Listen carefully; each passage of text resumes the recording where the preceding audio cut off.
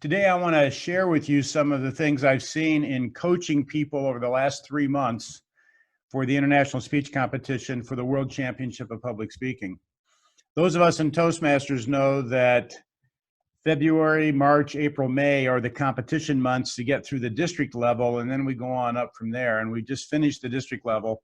So I've had dozens and scores of people contacting me wanting feedback on their speeches, to do a speech review, which I do. And what I did this year is I kept notes of what I saw most everybody was struggling with. So now I'm going to do a series of emails on just a series of speaking tips that I just see that a lot of people have in common. And the first thing I want to talk to you about is the whole concept of just really being authentic with your talk. And I understand why, as speakers, we struggle with this, because most of us throughout our life have been told we need to be something different than we are. And we look at those people around in our lives and we see that person's really doing well. I want to be like them. So when I get in that position, I'm going to talk like they do. I'm going to act like they do. And it's my observation in life that as human beings, we learn primarily by mimicry, not by sitting down and reading books, but we learn by what we observe in life. And when we were little kids, nobody sat down and gave us a human communication course when we were 2 years old and taught us how to talk.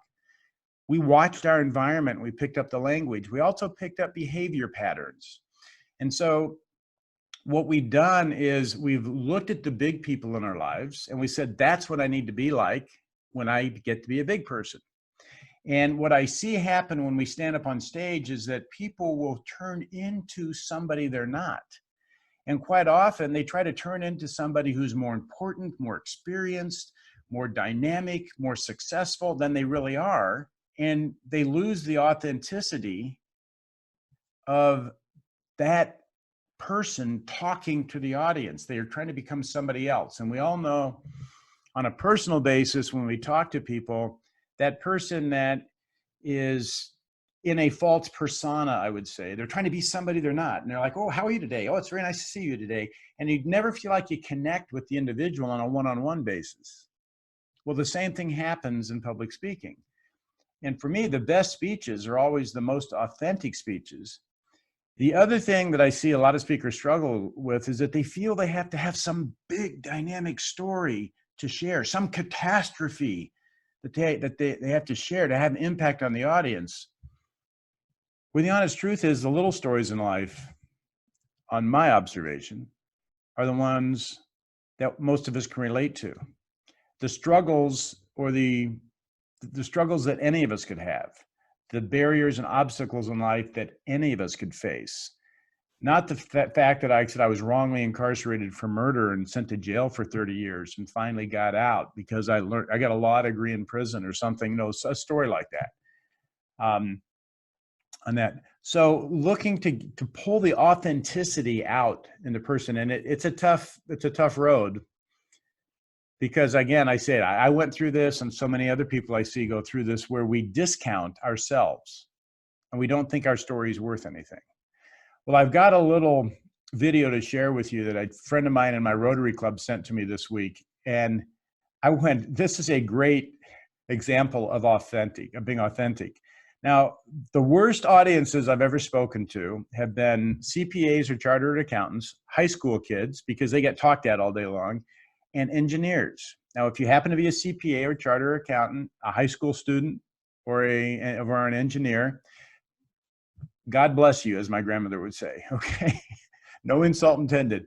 It's just that engineers and accountants deal a lot in numbers, and they don't deal a lot in people. And so imagine an engineer who's going to be a comedian. And not only that, he's going to use engineering principles in his comedy routine. Now, this is phenomenally authentic. What even made this better is that this little clip I'm going to show you is less than 2 minutes long.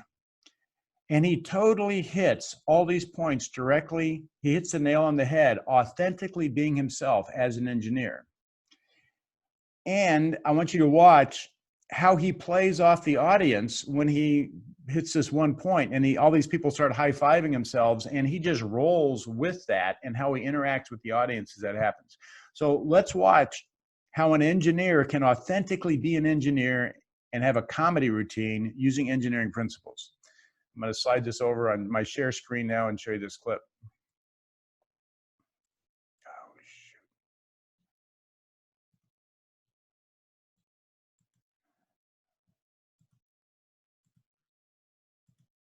Okay, here we go. Venn diagrams are perfect for explaining my career path. I'm one of the few comics working in Venn diagrams. So the reason I became an engineer was because of two things. I was good at two things. I had math skills and I was good at problem solving. And when you're good at those two things, no guidance counselor ever says you should be a comedian. They would be fired. So they said you should be an engineer, so I went and became an engineer. Makes perfect sense, right?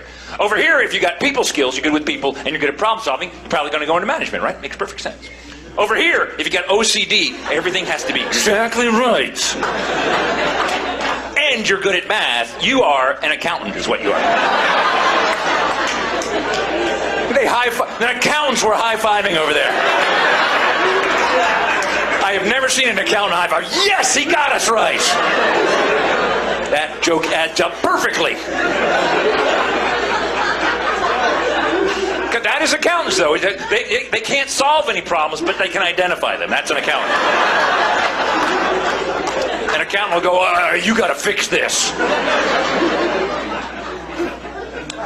Over here, if you're into drinking and you have people skills, you're in sales is what you are. Can we get sales people? That's always the loudest yell. Without fail, they are always the loudest. Over here, if you're heartless and you have OCD, you're in human resources. No heart whatsoever. And if you're heartless and into drinking, you're a lawyer. And if you're all those things, you are a comedian.